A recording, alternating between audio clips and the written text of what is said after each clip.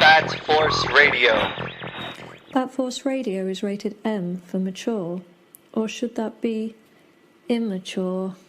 Hey guys, Dustin Wynn. Hey, this is Scott Snyder. This is Paul Dini. And you're listening to Bat Force Radio. And you're listening to Bat Force Radio. You're listening to Bat Force Radio. This is Kevin Conroy, the voice of Batman, and you're listening to Bat Force Radio, so stay tuned.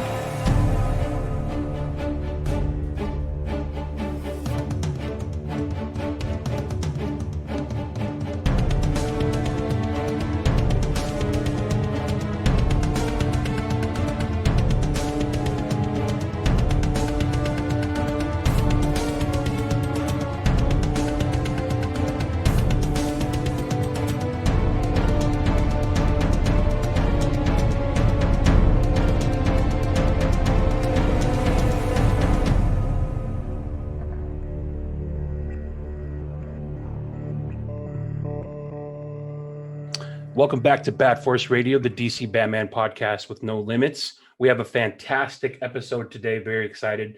We're going to get the intros out of the way. Robbie DeCross is over in Canada. Good evening. I am Bat Force Tom in Southern sunny California, and we have an epic guest. This is somebody that we've been wanting to talk to for a long time. Very happy to have him. You are going to be very familiar with his work, specifically just some of the big ones. You know his work from 300.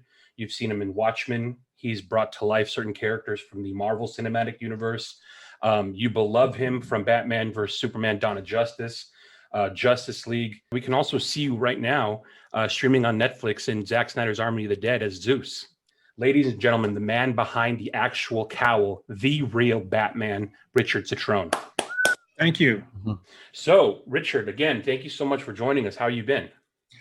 I've been well. Thanks for having me. It's good to be here. Yeah. So obviously it's been a big couple of months as far as your work.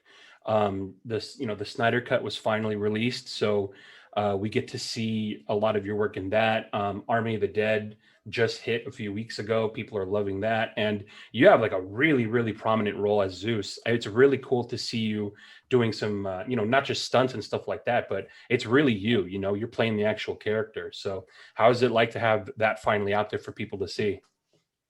It was a lot of fun, and it's I'm primarily known as a stunt performer. I mean, I have trained acting for about 6 years, I guess. I trained when I first got to Los Angeles, and I just figured it'd make me a better stunt performer, and I think it has. I think it's helped dramatically over the years, and I definitely recommend anybody that's pursuing stunts to study acting, because it will help your performance overall, because even when you're doing stunts, you are acting, that's important. But it was fun. It was fun to stretch myself just a little bit. I appreciate Zack having faith in me to handle something like that, because we met and he said, because anytime I do any type of role for him, we'll meet before the movie starts shooting, and he said, in order for this movie to work, the audience is going to have to feel something for you. They're going to have to empathize with you. And so I always had that in the back of my mind while shooting. Now, you've been in maybe more of Zack's films than anyone. How did you guys end up hooking up originally, and how did that relationship grow from there? Well, we met through a good friend of mine, is a longtime training partner who is Zack's coordinator for most of his movies, and second unit director, Damon Caro. So Damon and I have been training partners since, 1987, I think it is, at the Inosanto Academy. We're a couple old guys. And Damon met Zack through Kurt Johnstad, who co-wrote 300 and is a really talented. And so we just kind of met that way. Like Damon started training Zack, I think, in martial arts, because Zack was interested in martial arts. He's a real athletic guy. And then through the process of training together, they realized that they share a lot of common views on movie making and type of movies they like and they want to see, and they developed a friendship. And so then I was brought kind of into the fold, I guess, that way. From there I just started working Dawn of the Dead. I worked just a little bit on that one. That one was filmed in Toronto. And then, so I didn't go up there for most of it, but they came back and they shot some sequences in LA, and then I worked on that actually. So I've been with Zack from his very first movie. That's awesome. Yeah, it's awesome to see, especially as fans, to see your guys' relationship grow. How did you initially get into this kind of field of work?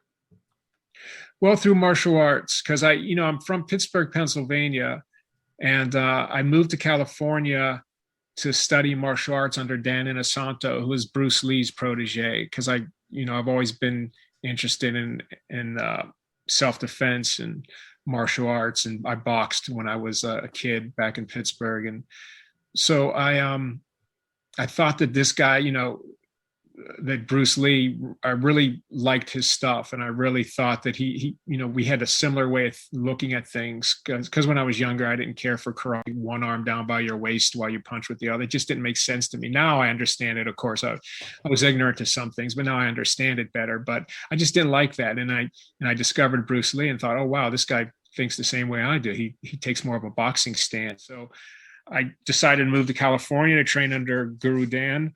And my original goal was to move back to Pittsburgh once I become an instructor and open up a school. But I always had in the back of my mind that I would try to get into stunt work as well and see how that goes, because I've always liked physical, activities, and stunts just seemed like it'd be really to express yourself physically. And so just through training at Dan Inosanto's Academy, we got opportunities, me and a couple buddies of mine, Damon being one of them. We got opportunities to do background work, and then they got us doing they called it special talent. It was kind of a way to pay you as a background performer, but have you do like stunt stuff, without getting you into the union. We did a few of those, and then not too long after, maybe 3 or 4 projects after, we were able to get. So it all really came about through martial arts, and I owe like everything. I mean, I would not have the career I have without him. He's such a generous, amazing person and martial artist, and he shares everything he's ever learned with his students. So I've been really fortunate. Nice. Yeah, it's amazing. When did you know that this was something that you just kind of wanted to keep pursuing? Like, was there like some people say they have a big break, or was it kind of like just little by little you just find yourself in more projects? It was kind of little by little. Like, my 2 buddies at the Academy, it's funny, we've all gone on and done pretty well for ourselves. Damon Caro is one of them. And if you look him up on IMDb, and if you know anything about Zack Snyder, you know about Damon Caro. And the other, my other training partner is Chad Stahelski. And Chad has gone on to direct the John Wick movies. And he's got a bunch of projects coming up. So we kind of all had this similar goal to try to see if we could get into the film industry, and it kind of steamrolled. It started steamrolling from there. Brandon Lee was a friend of mine, and the Academy off and on whenever he was able to, and we became friends. And the 4 of us would meet on the weekends at the Academy and shoot fight scenes and stuff like that. And he would have ideas for for movies that he was working on or getting prepared to work on, and we would try them out at the Academy. And a lot of the stuff that you see in his movies, we've like trained at the Academy. We kind of helped work with him on. So it kind of was little by little, then steamrolled, and because I was really fortunate to have hooked up with this, that we all had common goals, and it makes it a lot easier. That's awesome. That's amazing that you had the opportunity to be friends with Brandon Lee. That's really awesome. Yeah, I do. I treasure the moments. We spent training together and just doing things, shooting pool or playing darts or riding our motorcycles. Man, together. He was a really great person. Loved life, and great sense of humor, intense. good guy, and definitely miss him. Yeah. I mean, I got to think, back then when he was cast in The Crow, if you guys are friends and you're all working and training together, it's got to feel like, one of your groups, one of your guys gets that spot. That's like you guys are all celebrating that kind of moment, I would assume. Yeah, definitely. Through his, I think it was Big Trouble in Little China. Is that the name of the film? What was the name? What was the film he did with Dolph Lundgren? I think it was, right? No. Dolph? I don't think Dolph. Brandon Lee fans are going to eviscerate us in the comments. Oh, for sure. Big Trouble is Kurt Russell, right? Big Trouble. Yeah. It's the other one. Showdown in Little Tokyo. Okay. Yeah, I always get those two confused. We'd go to the set and visit him there, and then he started doing more and more films. It was really nice that he was really on his way up, and we were all really excited about it. And I mean, it just looked like he had such a great future ahead of him. But thankfully, he was able to make his mark.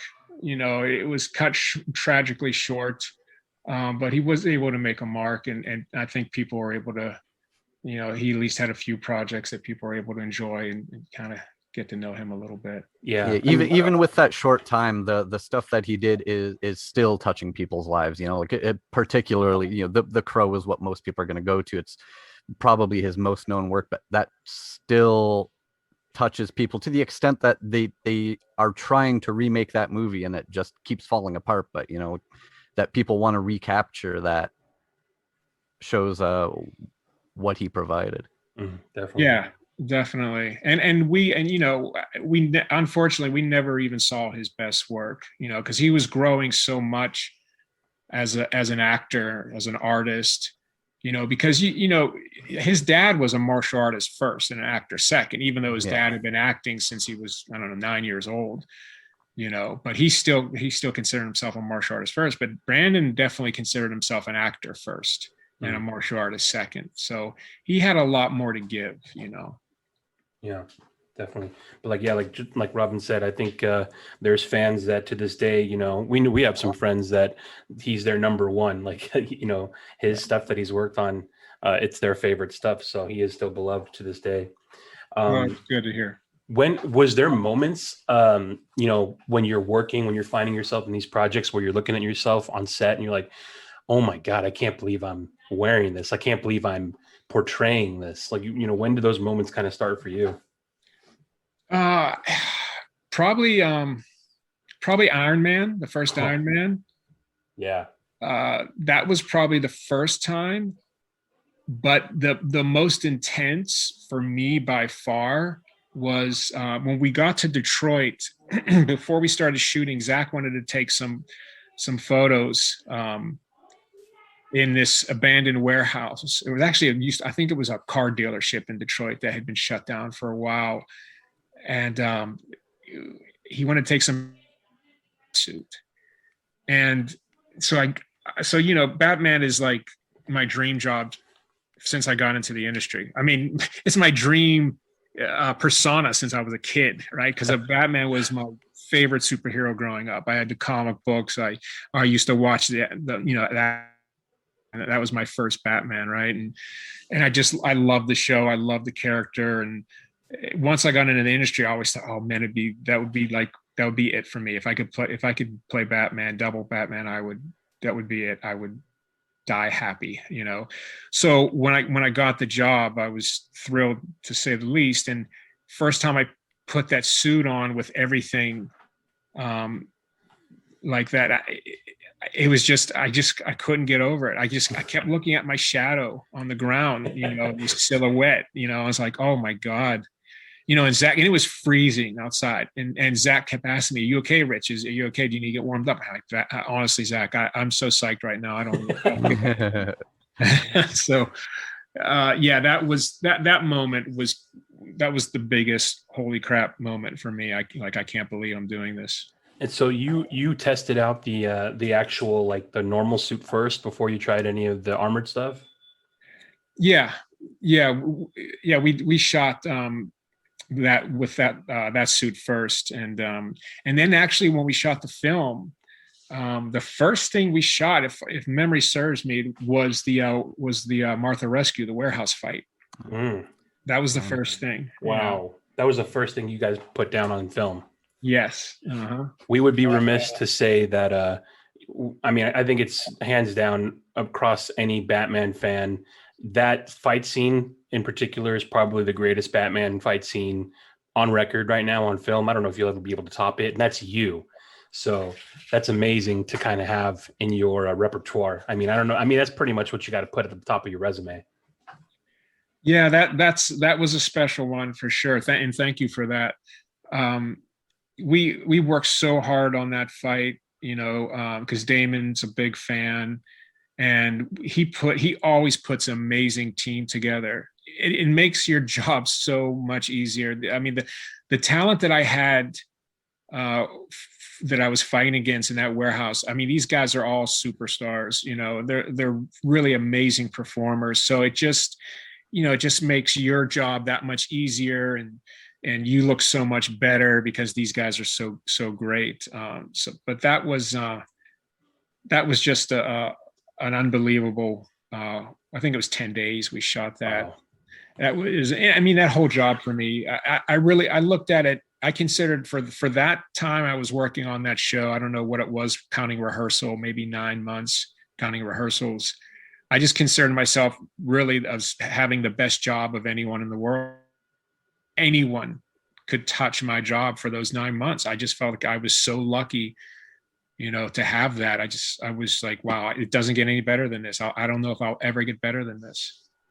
Yeah. And your work speaks for itself as far as, I mean, it's such above and beyond anything else that we've gotten as fans to see in a fight scene, to see, and it's everything that as a comic reader, as a video game player, as, any fan of Batman, it's what you want to see. It's like, this is the training, the lore of the character. This is the training personified, everything that they talk about that he's able to do. Like, and how tall are you again? You're like over 6 foot. Yeah, I'm 6'3". Yeah. Okay. So you're 6'3", and you're moving like an acrobat in that scene. And it's exactly what Batman is supposed to be. He's supposed to be, this muscular big guy, but he moves so quickly, and it's amazing to watch. Like you're saying, all the pieces came together for that scene specifically. And you mentioned rehearsal. There's like behind the scenes footage in the bonuses where you film that stuff without it. Like it looks like you guys are in like a dojo or something filming that stuff, rehearsing it.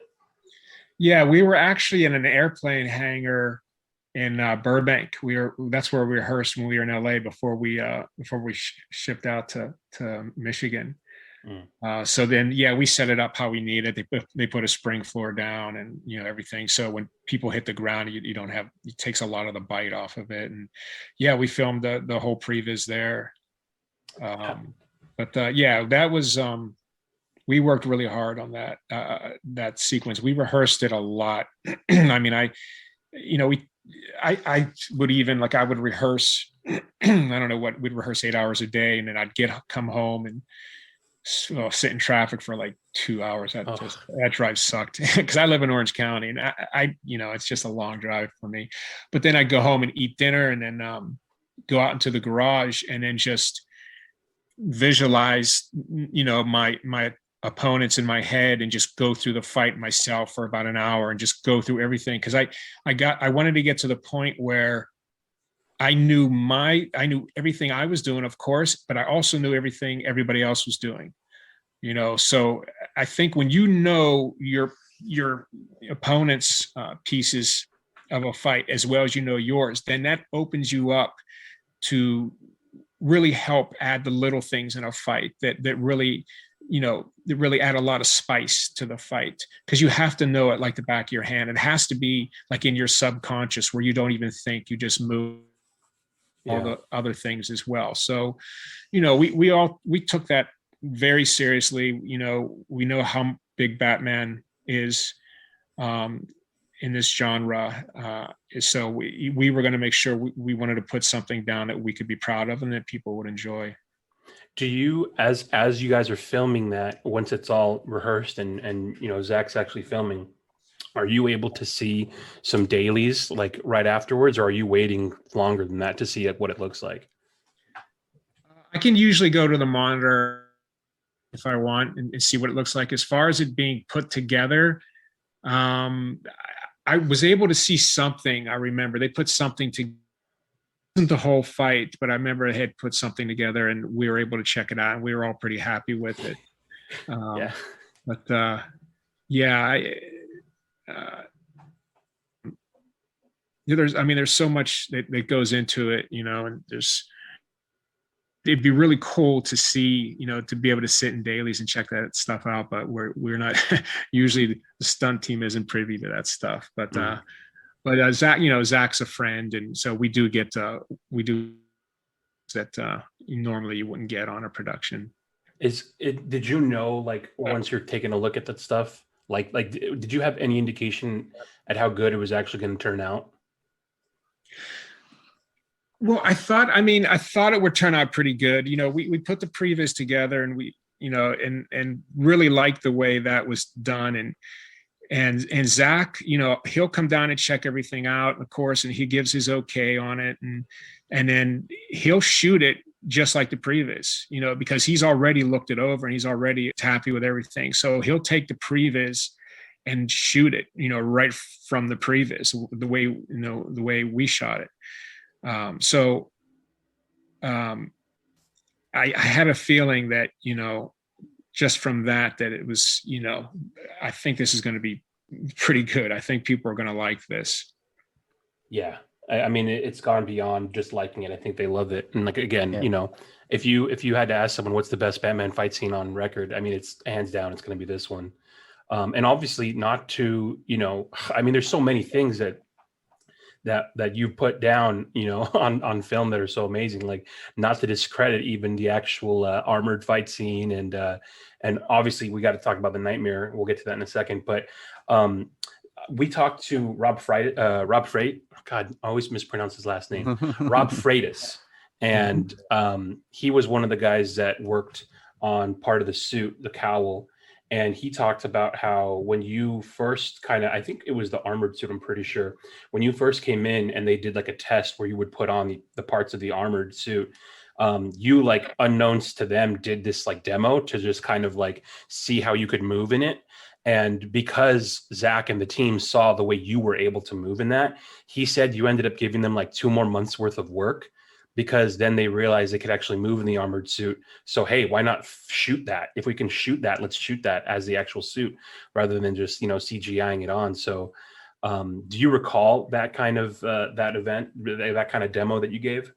I do remember that, but I had no idea the implications of what I was doing, what that would do. I had no clue. That's the first I've heard this story, to be honest with you.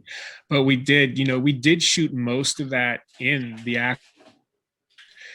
Some things we didn't, like when I jump up in the air when Superman's laying on the skylight and I on top of them. That's not CG. We did that practically. We actually did that all the way to the ground, but we didn't do it in the armor suit. I did it in a motion capture suit. So for that sequence, we didn't have it on there, but most of that fight, we're definitely, Ben and I are in that suit for sure. Wow. Yeah, it was cool to hear that. I mean, it's funny, like your martial arts background, your training background actually helped give some guys, on that project some extra work. So he was talking about how helpful that was, how awesome it was and it sounds like you just kind of wanted to see just how you can move in it. And I mean, you fed some guys for 2 more months, man. That was awesome to hear.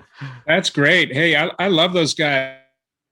Always have a great rapport with the makeup effects people, the suit people, creature people. I always have a great rapport with those guys because they're always like, they're very similar.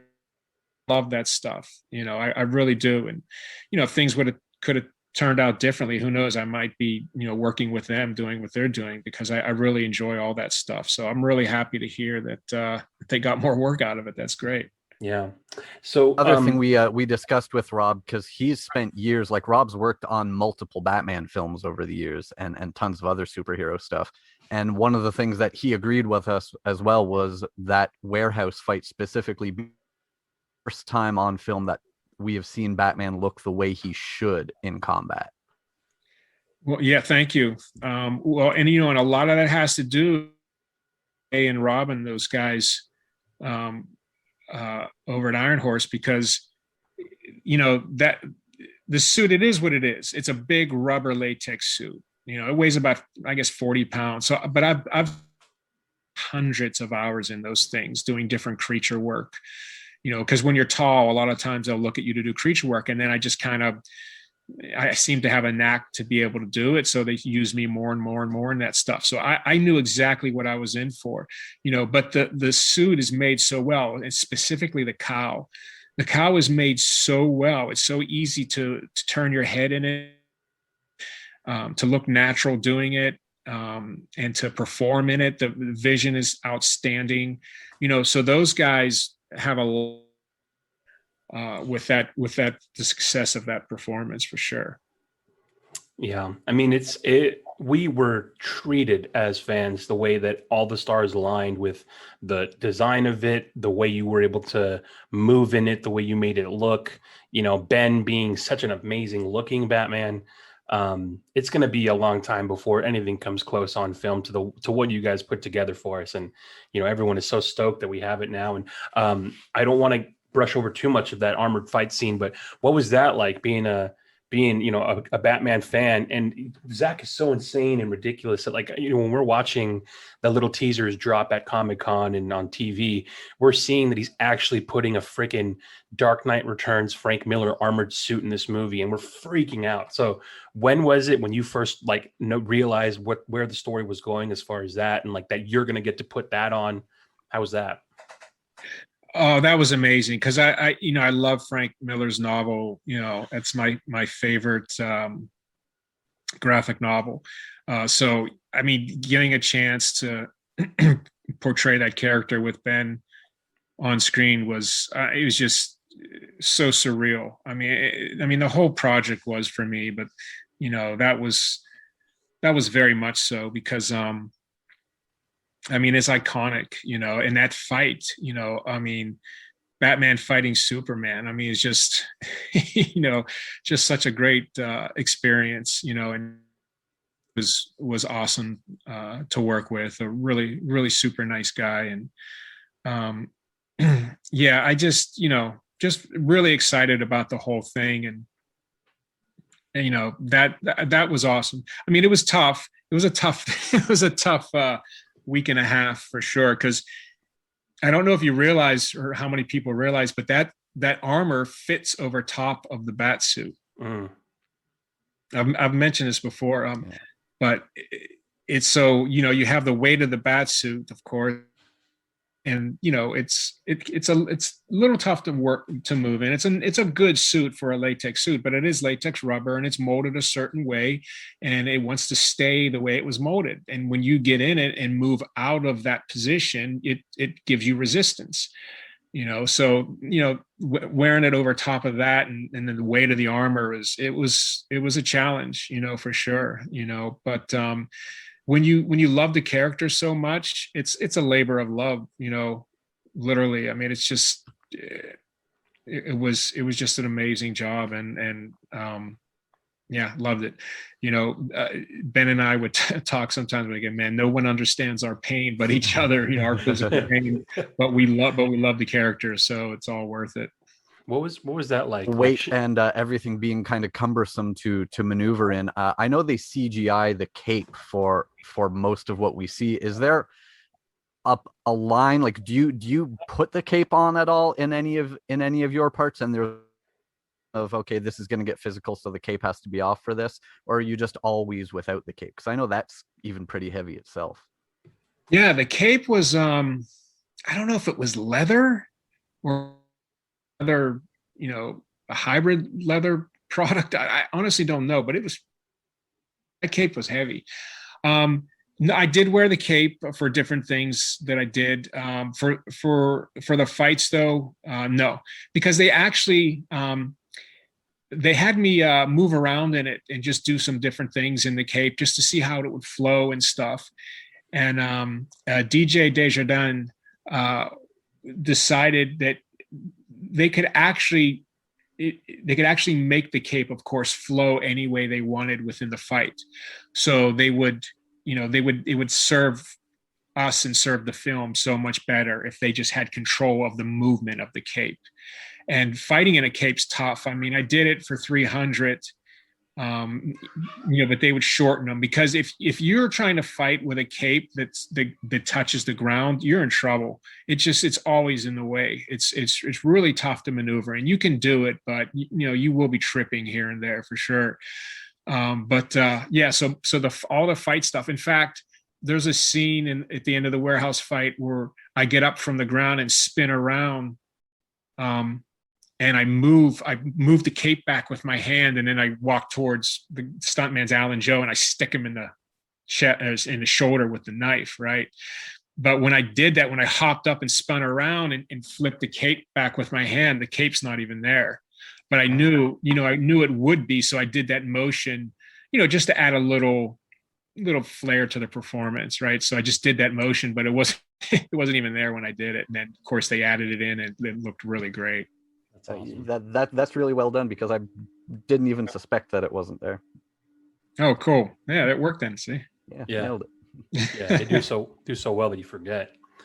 What was it like sharing those little moments with Ben? Like, you spent a lot of time with Ben Affleck over the years, doubling for him. So what was that like, two Batman fans, like in between takes, talking about what you guys are working on?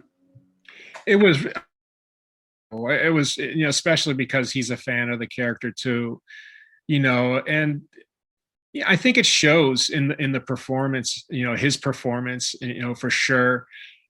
It definitely shows, because, we get jobs throughout the year, and there's different, personalities out there, and people are into different things. And if you get a guy that works on something like this, that, maybe never read a comic book in his life, and it's just like, it's another job. I'm going to do my best, give it 100%, but it's another job. I mean, you'll probably get a good performance out of it, but there's just, you just get more when a person is more invested in the character emotionally, because it maybe touched something in his childhood, or, they've always admired the character, or something, I think you get a little more in the performance. I think it does make a difference. So it was real special.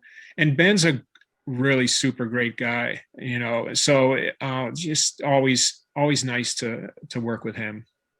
Yeah, it's again, it's just, we had the best combination of people working on this project. So what was your, we got to talk about that nightmare scene too. I mean, this, again, you have so many amazing parts in that movie specifically, but that nightmare scene, I think like part of that, isn't that a wonder? At least the whole first section of that scene, right? Yeah, it's split into two sections. So yeah, it was pretty long, but we split it into a first half and a second half. How was that working on that specific scene? Oh, brutal. Story before, so I'm sure some people have heard it, but I had a family emergency that night. Of all nights, right? It has to be the night before my toughest sequence in the film, and I didn't get any sleep. I got an hour, maybe. God. And so I showed up on set just destroyed. I mean, just wiped out. And then I had to put, the bat suit on, and then all the stuff on top of it, that heavy overcoat and everything. And I remember my first rehearsal. We did the first rehearsal, and then I'm climbing back up into the truck, and I can barely even climb into the truck. I'm like, oh my God. I didn't panic. I got a little concerned. Like, how am I going to finish this day? This day hasn't even really started, and I'm destroyed. How am I going to finish it? And then at lunchtime, I really didn't eat much at all. I just napped for as long as I let me sleep, about an hour and a half, and it was brutal. I mean, it was a tough day. It was tough for everyone because, it was like 90 some degrees that day. The guys that played Superman's, his guys, they were really covered up as well. They had everybody was struggling that day. But it turned out okay. It's tough. I got to be honest with you. It's tough for me to watch that sequence to this day because I just didn't have anything. I had no energy at all. I really couldn't put everything into it that I wanted to. And we only spent one day shooting the bulk of that. I think we came back the second day and just did some pickup stuff. So that was physically extremely tough. Probably the toughest day. But again, it's Batman. So you find it somewhere inside you, and because this is will be forever. Who knows? This was going to be around long after I'm gone. I need to put something on film that I can be proud of, and so you just dig down. You just keep going, and luckily, again, I had amazing performers around me that could pick me up. And but such a cool scene, such a cool sequence. And really, nothing like that outfit has been seen, I don't think, in a Batman comic book before. I think that's, that was, a new creation. So that was really an honor to be able to wear that and perform. It's what a parallel that you're kind of talking about, where you didn't have like any fuel in the tank, but you had to get out there and you had to do what you needed to do, where, the character itself, I'm sure there's like most nights when the dude's on patrol all day long and then, he gets a blip in his bat computer about another case that he's got to go out and do with no sleep. So you're pretty much living the actual Batman lifestyle filming that scene. Yeah. I mean, it was, it was tough, but then effective, like when I was working on 300, was talking to Michael Fassbender, and we were saying, yeah, this job can be tough. We were working long days on some of those days on that. And we were talking about it, how tough the job can be. And then we both agreed though, but man, there's people out there that really have tough jobs. It's people digging ditches out there 10 hours a day for a living, and policemen have tough jobs. Firefighters have tough jobs, EMTs. And, so, we're fortunate. I mean, we're really fortunate to be doing what we're doing. When, it's all said and done, there's definitely a much more difficult way to make a living. So, you think about that too, and that, that gives you that little bit of extra too, to know that you're just really fortunate to be doing what you're doing. Yeah. There are also a lot easier jobs though than, being in the California heat with all those layers and weight on, having to do all this stuff after no sleep. That's, you're definitely working hard though too. Yeah, well, thank you. Yeah, I mean, it was a difficult day. If every day of my career would have been like that, I'd probably be long retired by now. But thankfully, you get these jobs where they're, you have to exert yourself nearly as much. But very memorable. And it has to help to be working with people that are as excited to be doing what they're doing as the people you get to work with. Like, I don't think I got to see you do anything, but I talked about this on the last episode with Rob. I live in Windsor, in Canada, right across the river from Detroit. So while BVS was shooting, a friend of mine and we went over there and we watched a day of shooting, and just seeing how excited Zack is, how into what he's doing he is. I was just, he had a smile on his face, and he had probably been working for days straight, just like all of you guys were. And he's just so excited and into what he's doing that everyone has to be feeling that same joy. Like, okay, this guy is so into what we're putting together here, what we're working on. That has to help get through those days. It does, and that's Zack. You described him perfectly. He loves the process. It's how people say, "Hey, enjoy the journey." Because quite fixated on the prize. And the journey is a chore sometimes just to get to the prize. But Zack is under the belief that you enjoy the journey, because the journey is everything, really, and he just gets it. He understands it, and it makes everyone's life on set that much better, because your director is your leader, and his outlook and his personality and his demeanor, that all rolls downhill to all the other departments. Trust me, like, I've worked for directors that you don't even want to be near them, and thankfully not all of them are like this, but some of them are just tough to be around. And those are the worst sets you can imagine. People are on edge, people are snapping at each other. They're blaming other people for little things that go wrong because they fear the director so much and they don't want to lose their job. And this is not a lot of directors. This is a small percentage, but there's a few of them out there that, at least that I've worked with, that's how they are. And it's a tough set, and the days just drag, but Zack, Zack just, he's amazing. He treats everyone the way you would think a director would treat a producer or a studio executive. That's how Zack teaches. That's how he treats everyone. He's the same guy to everyone, no matter who you are. And he really enjoys movie making, and so it's a joy. He's obviously my favorite director to work for. He's a friend.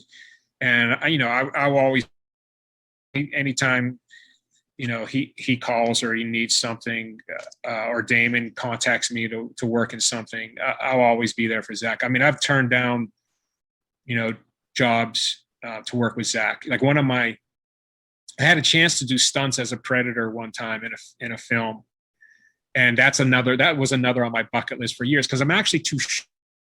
I'm 6'3", but I guess they wanted to show contrast. This was one of the Predator movies where there was a bigger Predator, and they wanted to show the contrast. So my height was actually perfect. And I love the character. I love Predator, right? So I always wanted to do it, but it conflicted with something that Zack was going to be doing. And if it was another director, I'd take Predator in a second. But because it's Zack, it's a no-brainer. I'm gonna do Zack's film. So I appreciate the guy so much and love the guy, and he's done so much for me in my career, because he trusts me, and it's something that you mentioned, the way you describe him with his with the people that he works with. He extends it that way to his fans too. Like, it seems like he's so appreciative of, and there's not many directors that have a fan base like his. Like, these are people who, like, they'll follow him anywhere. And what an awesome thing to see and hear, that anyone you talk to who's worked with him says the exact same thing about him, that they love him and they would do anything for him. They would work on any project as long as he's there. So it really does goes to show, the kind of character that he has as a director. And you mentioned the fans, and when have you ever seen, the fans rally together so much and to such extent that a company that owns a studio notices it, right? They notice it and they say, hey, you guys should meet about doing his vision. You might want to do that, because there's a heck of I want to see it. Just amazing. I've never even heard of that happening in the film. Yeah, I really don't think it has. Yeah, we've talked about that before too, that this has to be the first time that a fan base was so supportive of a creator that they got a movie to see the original vision for it. Yeah, definitely. Right? Amazing. It just shows you, And you got to be, and it's such a cool thing. You got to be a part of that when he a couple of years ago, when he did he was raising money for his alma mater film school in Pasadena, where he had the director's cuts where he showed, I want to say it was was it 300, Watchmen, and then BVS, Man of Steel, over the course of a weekend. And he invited you out onto the stage as part of the Q&A section of the last weekend, and you got to see firsthand of like, it was like a little Snyder con. So what was that like, being up on the stage and seeing his fans, and you guys got to watch the movie with the fans, and what was that like being a part of that? Oh, that was so much fun, and I was honored to do it. Just a lot of fun. I love the interaction with the fans because I am one. You know, I mean, it's like I feel completely at home anytime I've been to Comic-Con or anything like that. Anytime I'm around the fans, it's such a cool atmosphere. You know, such a great time, and a really cool thing for Zack to do, and so many people came for that. I mean, really, literally all over the world, which, you know, just shows their love for him. I mean, honored to be asked to do it, and happy to do it. It was a really fun event. I enjoyed it a lot. Yeah, it was awesome to have. I mean, it was amazing. Like I got to go to the last night, the Batman vs Superman evening, and I knowingly, you know, I knew that, I didn't know you were going to be there. I knew that he was going to have a panel, but I think he kept you secret, and everyone was pumped to see that you were part of the panel. But I luckily took a couple of posters, and I got your autograph with Larry Fong, him, Debbie, a few others, and that was so cool to have that opportunity to watch the movie with you guys, ask any question that we wanted. You guys all answered, and it felt like that was kind of, I mean, the fan base and the push had already been swelling for support for him to figure something out, to figure out how to get Justice League out there. But it really felt like that culminated and it began in that moment and just blew up into November, is when everyone started retweeting and hashtagging, and Gal Gadot and Ben and a bunch of the other cast got involved. That's when, you know, Warner Brothers finally took a meeting with him, because they knew how big this thing was and they would be stupid not to do it. So, I mean, that's got to be, for you, a guy that worked on this project, you know, you sweat into suits, you put in all this time and effort to see like 75% of it cut out and fans being left without it. What was that like for you and the people working on the project to finally see that it got released? It was amazing. I mean, you know, we all love and respect Zack so much, and we're just thrilled for him. I mean, I looked at it as like redemption for him. He'd been through so much, you know, with Warner Brothers, and, you know, there's so, and he's been really cool about it too. You know, he takes the high road. But they were rough. They were really rough on him. And to see that, you know, that this finally, you know, his vision is able to be shown to the world, and the way he wanted it. And it, not only that it was able to be released, but it was so popular and taken to not only by the fans, you know, but by the critics too, you know, who are sometimes can be tough on him. The critics even loved it. And, you know, and even more importantly, of course, the fans loved it. So, I mean, yeah, I mean, we're all just thrilled, you know, and it was a tough road, you know, but Zack's a patient man, and, you know, he just waited and, you know, and I've said it before. I mean, you can thank the fans for this. Anybody who enjoyed that movie, and I think Zack's even said it, that, you know, it's because of the fans. You know, they're responsible for this, and that's something that everybody who had any part of that, you know, no matter what it was, a tweet or a comment on Facebook or whatever, anybody who had any part of that, they proud of themselves, because this was a great thing. Because not only was it great for Zack, but look at the performance that we almost missed from Ray Fisher. Oh man, I mean, we almost never got that performance. Yeah. You know, that's, to me, I think it's Oscar worthy. I really do. I think Ray's the movie is Oscar worthy. I mean, I really feel that way. You know, I mean, it's tough to say that for, you know, we've had a comic book movie nominated before, you know, and I think that was a great movie. Don't get me wrong, but I think this one's every bit as good, you know, so why not? And Ray's performance that's career changing, you know, and then we almost didn't get it, you know? So yeah, just happy for everyone involved. It was, you know, really cool. insane that it was his first film appearance, first film credit, and that's the performance that he kind of gave. And yeah, you know, when you see the Justice League version of it, you get a little bit of sense that there's a lot more to him that was left. And when you watch Zack's version, you realize, oh my God, he was the movie. You know, and the characters surrounding him. My favorite scene of that of so far, there's several, but one of my favorite scenes is when the Justice League is walking into the ship, the Kryptonian ship, and his father sees him like turn the corner, and he's center lead walking through the ship with the Justice League behind him, and his father is like awestruck to see that his son is like leading the Justice League. And that gave me goosebumps, that scene, to see like, oh my God, like imagine your kid is in the Justice League walking, like fulfilling what you knew his destiny should be, you know? And just that scene alone was chilling, you know? Yeah, that's a great scene. Really, really well done by both guys. I mean, just really cool, you know, very subtle, but very powerful. Yeah. Again, man, it's like it's so amazing to see that we got this finally. What are the parts of the movie that you're most proud of that you know that fans finally got to see? Well, you know, I was really, of course, race. Excuse me, of course, race stuff. Very, very happy for that. I'm proud of him.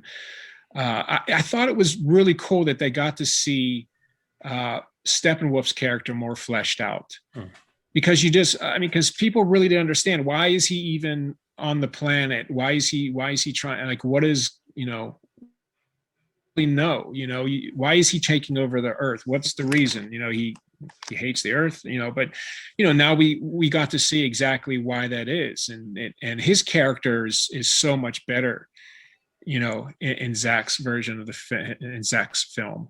That was really cool. Those things were really cool. Let's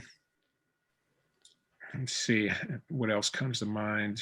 I thought the way some of the Wonder Woman stuff was more like Wonder Woman to me. The fight in Old Bailey, I thought was definitely better. It was similar, but in better. It showed more to me of, you know, the stuff that Wonder Woman has done past, just more of her fighting style and speed and everything. Yeah, I mean, there's a lot of that film, you know, and people, it was interesting because leading up me on social media and saying, oh man, I bet we have, you know, there's so, you know, fights and stuff that we didn't see. And, you know, and I was a little concerned because I knew that the opening sequence was going to be gone, you know, because that wasn't Zack's stuff, right? I was a little concerned, but I knew that the movie was going to be so much better that people are willing to take a little less Batman, because it's not Batman's movie, you know, it's the Justice League, you know. So and I know people are really into seeing more Batman, yes, but it's the Justice League, so everybody needs their share, their part, you know. And his movie was going to be so much better, you know, so much stronger, that I knew people would not even worry about that, and that's how it turned out. I haven't gotten one message saying, you know, that sucks that, you know, your stuff at the beginning was taken out, and I'm really happy for that too, because yeah, I mean, the stuff was fun to do, you know, when we shot that, but directing it didn't feel the same to me, and so I was real happy the way everything turned out. A little bit of a sacrifice to kind of get the true vision out there, huh? Yeah, well worth it. Absolutely, well worth it. And you know, it's still there. We still have that scene. You could still watch it and appreciate it for what it was, you know. So it's okay. But yeah, I mean, we are very much appreciative of Zack getting his final vision out there. I think that's it's historic. It blows my mind every time we think about the fact that we got it. And he said in a couple interviews before that, he always thought, well, maybe in like 10 years or something, there'll be a whole different regime and maybe they'll be open to something. He had no idea it would be as soon as it was because of the fans, Mm-hmm. Yeah. So, Yeah. And anything's possible at this point. I know Warner Brothers, I don't know if they've said publicly, but it appears they're not interested in pursuing, the Snyderverse any further. But hey, after what we saw, anything's possible. yeah, and I think the way movie studios change, it's like it changes every other week. It seems like they just had another, they're just talking about another buyout with I can't remember the company, but there's going to be Discovery. Yeah, so now there's even a new change in the lead there. So, and the way that fans and the consumer have changed the way that we experience movies. It's changed the way they're made now. And I mean, honestly, Zack Snyder is an example of how this has changed movie making. Fans have more of an input now than they've ever had. Their voice is louder than it's ever been, and they change the course of a studio decision making. And so one thing that like we always argue on our podcast is, we've got guys that are fans of every incarnation of Batman, and what's happening right now is we're in real time getting multiple incarnations of the same character out within the same few years over different projects. So, we just got Zack's Justice League. Matt Reeves is doing his version. They're just in talks to do the other, the other version. Their Joker just got greenlit for a sequel, and that's another universe too in itself. You got the animated stuff. So there's literally endless amounts of opportunity for the studios to give fans what they want. And the fans have proven that they'll go out and they'll buy it, they'll subscribe, they'll put money into this vision that they love. And it would be very, very stupid on the end of a studio who's wanting to make money, which is what it's about at the end of the day, leaving that on the table when you've got all these fans who have proven to you they will buy a product if it's made by Zack Snyder, So I think it's, like you said, I think he's a patient man. I'm glad that he is a patient man. The fans are a little less patient. That's why they're so loud. And so they're the ones that are going to pick up the slack in that realm. But it just seems unfathomable that they wouldn't allow Zack to kind of, in some form, pick up where he's left off, whether it be, streaming like a kind of like a novella type streaming or something like that. But Zack, he's a filmmaker, so he wants a film that you can go into a movie theater and see on a big screen. So he's always going to fight for that, and which we're always going to want that. So, but yeah, it's as fans, it's pretty crazy to think that they would just kind of let the studio would just drop this ball. But that being said, looking back at your work on this universe, like the DC universe, I don't believe it, but let's just say, they closed that chapter of Zack's DC universe, knowing that you were a part of that. What does that, like, what is the culmination? What is the thought that you think now when you look back to your body of work in that universe? It was one of your bucket list things since you were a kid. What can you say now that you look back and you see the work that you've done? Well, I mean, it's, there's a lot of different emotions, a lot of happiness, stuff that we put on film. I'm very grateful for the opportunity to have done it, because like I said, I wanted to play this character forever. And I'm a stunt guy. I mean, I'm usually, like in Batman vs Superman, a lot of those guys were half my age that I was fighting, so point where I thought, it's not going to happen, I'm just getting too old, so much for that. But just, really proud. I mean, really proud of all the work that we did on those films and that I made, and the experiences. So yeah, just really happy and proud, really, is the best way to describe it. Now, am I correct that do Go ahead, any brother. of the that you did not do any of the stunt driving? That's correct. Yeah. Okay. So it's not throwing you under the bus to mention that when I was watching the BVS filming, there was a scene where the beginning of the movie, the Metropolis, when Bruce Wayne has just arrived in Metropolis and the Superman Zod fight is happening, Man of Steel. Mm-hmm. So they're shooting Bruce in the SUV, driving through traffic to trying to get to Wayne Tower where his people are. And in one of the takes, the driver swerved a little too close to one of the parked cars, and they have the camera mounted on the outside of the black SUV that he's in. And on one of the takes, he got a little too close to one of the parked cars, and the camera just slams right off this other car. Oh, fuck. Or immediately comes to a halt, and there was just silence. All you could hear was pieces of camera bouncing on the pavement. It felt like an eternity of silence. Just a couple seconds. And the silence was only broken eventually by Zack. Break, we're going to have to get a new camera on there. But at least that wasn't you, so I'm not... Oh, yeah. Did you see who was driving the vehicle? But he was clearly made up to look like Ben. He was wearing the same Ben is wearing in that scene, the vest and everything. Okay, because I wasn't sure if that was Ben, because Ben did a little driving, but yeah, I wasn't.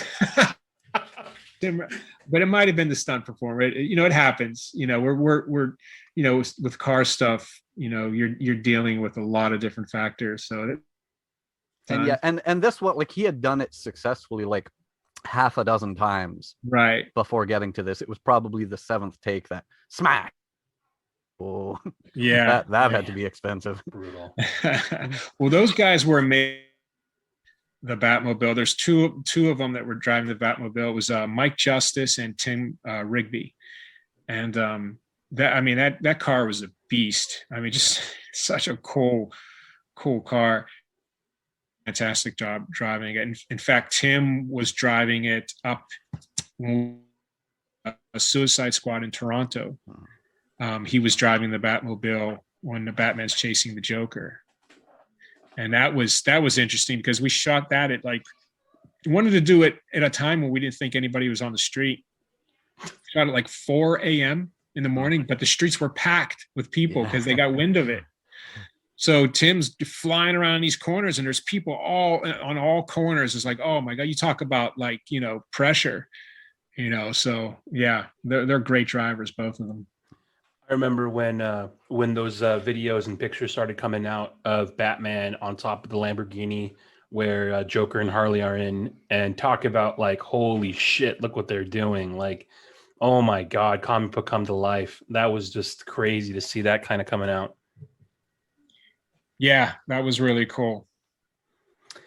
There's a picture of you that you're actually sitting down. I think it's in the Batmobile without your cowl on, and you're in between takes listening to music. What if you didn't drive? What was that? Was that when you were just kind of facing off against Superman? The only time that could have been, I never seen that picture, but if it's me, the only time that could have possibly been, I'm racing through was the scene where the Batmobile drives up into the Batcave. Batman jumps out, and that's me jumping out. Awesome. Right. And then I walk around the wall, and then Ben's standing there, and then Ben takes over and walks the rest of the way. Dude, that's such so I know it's so minute, but that is such a badass hop out of the Batmobile, and then you run up the steps. Yeah, thanks. Yeah, that was cool. Me and Ben laughed about that because it was fun for us because we had never been in the same shot together. Of course, right? We're never in the same shot. A different character, that sequence going through the street that you just mentioned. I was actually somebody on the street, jumping out of the way of the car. I actually did that. So I did, wore a couple different hats in that film. So we got a kick out of that we could do that scene together. How about let's talk a little bit about the newest thing that's on Netflix right now, where you get to be Zeus, the big badass. Yeah, it was, I like, I like when Zack puts me in positions that, where I got a little pressure on me. I really enjoy those. And it was fun to build a character like that and to be able to play a character that isn't classically the way people have maybe seen these characters in films before, and to put a little bit of extra stuff in there. And it was just a fun job. And Zack was, because we had done, last job I had done with him was Justice League, and that was just tough on everyone emotionally, and to see business as usual again, the set just being such a light feeling, and everybody working hard, but everybody having fun doing it. And it was really a joy to work on that film. Very physically tough for me. I was in prosthetics from my head to my waist, and it was usually in the 90s in Albuquerque where we shot most of that film. So that can get really tough, but so rewarding, because I think Zack put a really nice piece of work on film. It's a really. Yeah. How long would it take to get you in makeup that long? Well, it started about 4.5 hours. Oh, shit. But these guys are so good. They come up with, as they're doing it, they come up with shortcuts, and they come, different ways of cutting the time. So they got it down to about 2.5 hours. Wow. There's on Netflix a little documentary about the making of it, and it shows a good bit of you getting the makeup put on, all the prosthetics and everything. Yeah, I did see that. Yeah, that's a cool little it's like about a half hour long, I think. Is that the one you saw? Yeah, something like that. Yeah. Yeah, that was cool. It had a lot of behind the scenes stuff. I actually got a lot of nice still pictures from that special. That was cool. Yeah, it's pretty cool.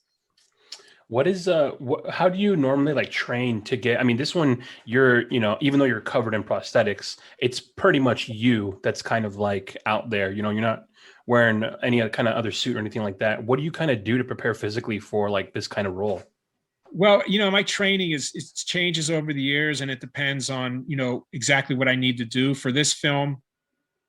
Put on a little bit of muscle, but to be ripped. The main thing was to be ripped. So if all I could do was get ripped and, not put on muscle, that's okay. But, I definitely need to get ripped. So I put on about 15 pounds of muscle, maybe 10 to 15 pounds of muscle. And I don't have 10 to 15 pounds of muscle, so that's crazy that you put that on. But I was able to. I have a great trainer who's also my physical therapist, just amazing doctor. And he said, yeah, you can absolutely put on muscle and stay ripped, so we can do it. So we did it. He's amazing. So I was able to do that. But my training consists of circuit training with kettlebells. I do a lot of, and I do a little bit of heavier weights, not nearly as much as when I was younger. Cardio, and do a lot of ab work. That along with a real strict diet, for these films. If you want that certain look, anybody out there who really they want to have a lean, ripped body, you got to diet. You can't just do the exercises and the ab work. That's not enough. You won't get on a strict diet as well. So. Getting into a nerdy realm, but what for you works as far as for that diet for building that lean muscle? For me, I do a little bit of the keto method. I try as much as I can to replace my carbs with fat. So protein, as much protein as I can handle. Fats, as much fats as I can get. Eat a lot of avocados. Down on the carbs, and then sugar, nothing. If I just try to eliminate it completely if I possibly can. And it depends on what you're doing, though, to be doing in the scene. If it's just hero stuff where you're just walking around and acting and doing stuff, then you're fine. You keep your carbs way, way low. But you have a fight coming up, then the night before, at least the night before, you got to start packing on more. Because I get myself in that predicament sometimes where I don't get enough carbs, and then you just start feeling really weak on set, and then you gotta start loading up the carbs to get yourself some energy. Because I know the keto people will tell you, well, you just get more fats, use the fats as energy. But I've never been able to get to that point where I can get enough fats in my body to completely substitute it for carb. But if I'm not doing anything real physical, as soon as I start doing physical work, I got to have some carbs. I got to have something to burn, some energy to burn. So that's kind of how I do my diet. And you were real physical in this one. Yeah, my biggest fight scene in the film didn't even make the film. Oh. Yeah, that's interesting, right? But where's the Snyder cut? Yeah. It just Zack never cuts action. He just he loves action, but it just didn't work. It gave away too much of my character too early in the film, and I'm sure he was bummed not to use it. A real nice moment with Omari in that scene. It's like probably me and his favorite part about working to doing the scenes that we did together was that moment. It was really, really cool moment. It must have been tough for Zack to not use it, but who knows? Maybe it'll show up in one of the sequels or something as a flashback or something. That would be cool. Yeah, or maybe with like a Blu-ray release as part of like extended deleted scenes or something like that. There you go. That would, because Netflix actually uses. I noticed this the other day. Netflix shot me and Omari's square off, right? They use it advertising for the movie. How you click on the movie, and then it brings you to the screen where you can, Zoom watching or mark it down as your favorites. When they have that screen there and they have like a little picture of the movie, they use that one shot of me and Omari from that fight scene. Sometimes they'll actually use that shot, and it's not even in the movie. Yeah. Yeah. At least some form of it got in there. No, it's not. None of it's in there. Though, at least they used that shot. Oh yeah, right. Yeah, so something that gives you hope right there that maybe you're right. Maybe like a Blu-ray. That would be really cool. Yeah, because we were both the other day, and we were both saying, man, we were looking forward to seeing that. So yeah, that'd be really awesome. You did all this work and dieting and everything to get yourself completely shredded for the role, and then they covered you in prosthetics. Yeah, I posted something on Facebook.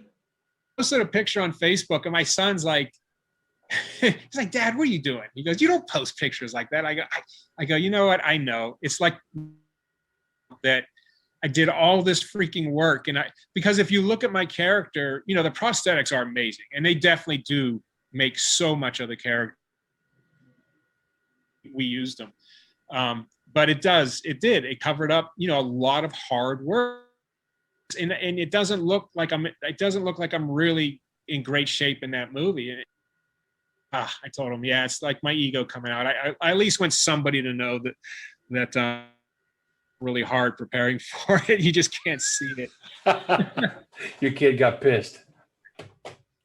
You come on, you don't do that stuff. Yeah, that's true. I normally. How long did you work on Army of the Dead?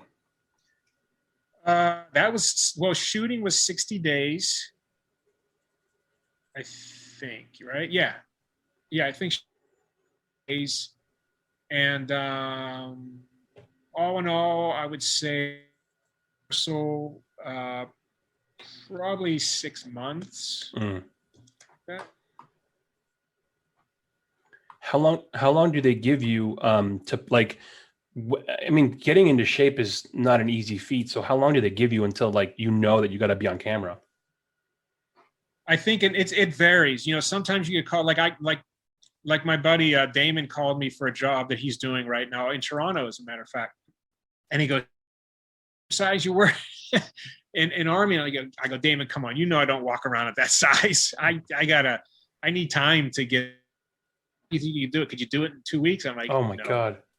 Like, so it just depends. Sometimes, you don't have much time at all, and you either tell them that you can do it or you can't do it,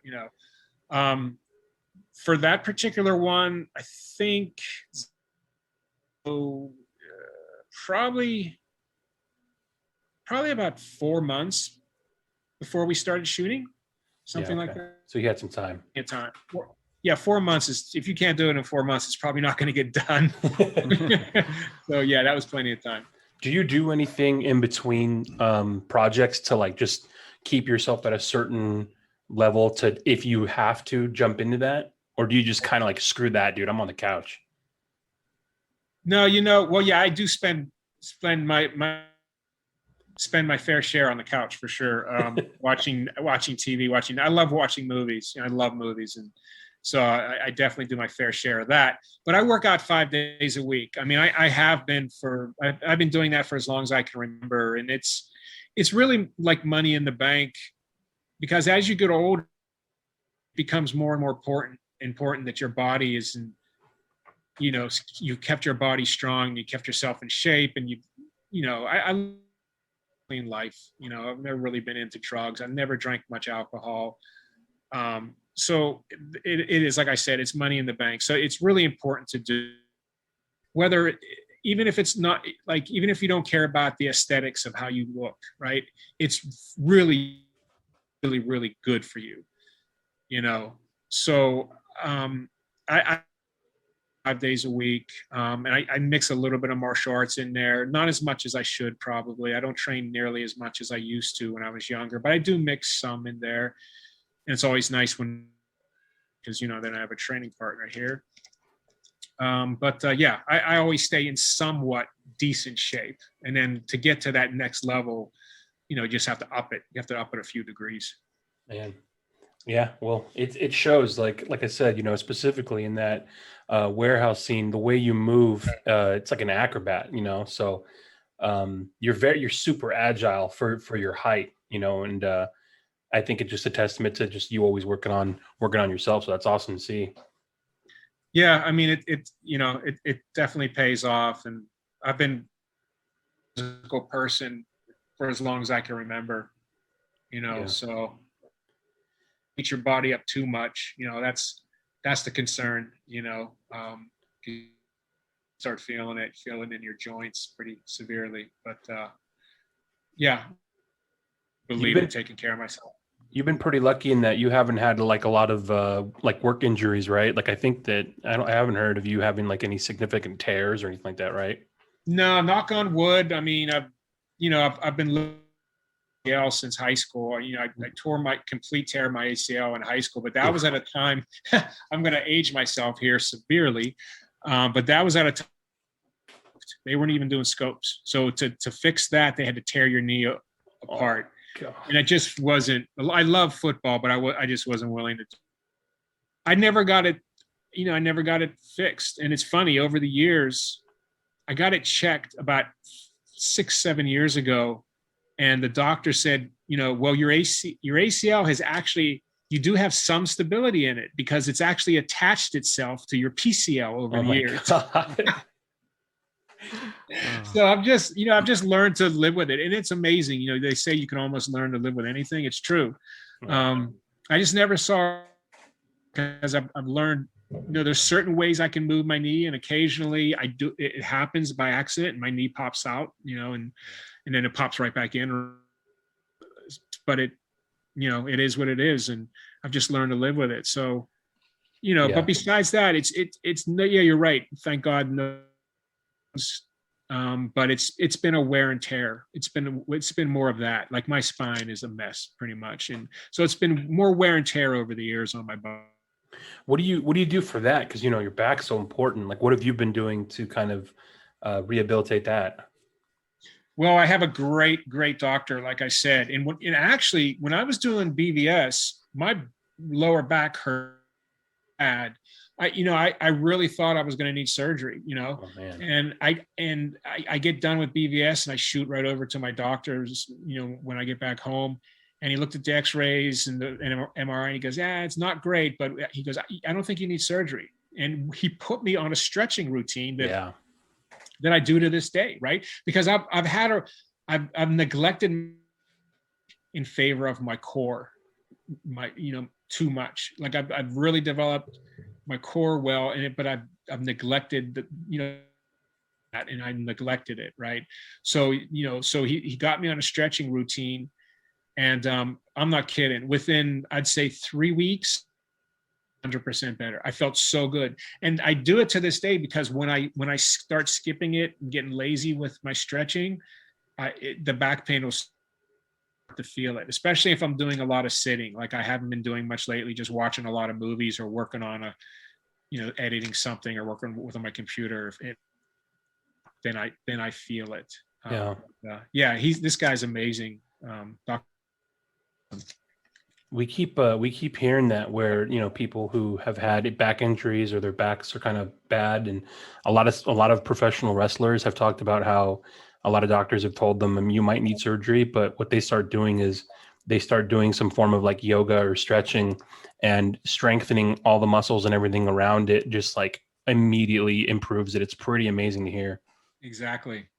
Yeah, a lot of people do the that system that DDP made for yoga, and to Mick Foley, he was talking about how much that's done for him, and like that guy has probably experienced more pain and damage to his body than anyone. Like he feels the effects of whatever it was 25 years ago when I'm off the cell, but he talked about how much just in his normal day, just sneaking in a couple moments of just different yoga stretches and stuff like that he learned from the DDP stuff, how much just helped his body recover. Yeah, I mean, it works, and those guys are amazing, really. I mean, I think on careers than most stunt performers. I really do. I mix highlights. I mean, good Lord. I mean, there's some of the things he's put his body through, just incredible. I mean, that's a tough job, I'll tell you. It is. Sheesh. Yeah. Well, Richard, I just want to say thank you so much for taking the time to talk to us. It's been amazing. It's been eye-opening. Make sure everybody who's listening to this goes and checks him out in Army of the Dead, streaming on Netflix right now. Amazing work per usual, but this time I feel like you really got to highlight. I mean, it's you out there, so that's really cool to see. But anything else you want to leave us with before we go? No, I thank you, Tom and Robin. I appreciate you having me on your show. It was fun. And I just want to thank all that support Zack and support the support of the Snyder Cut and support Army of the Dead. I mean, it means a lot. I know it means a lot to him. It certainly means a lot to me. And I just want to thank all the fans, because without you guys, we don't have a career. It's really that simple. We don't have a career, so thank you very much for all your support. Yeah. If anyone hasn't watched it yet, go watch Rich in Army of the Dead, because cool side story in real life to that, because Zack did in I think 2004 he did Dawn of the Dead, and I believe you maybe stunts. Yep. And now all these years later, Zack returns to zombies, and you are right there with him, and this time you are. So it's just a cool story of on the real life side. Yeah, that is cool. Yeah, definitely.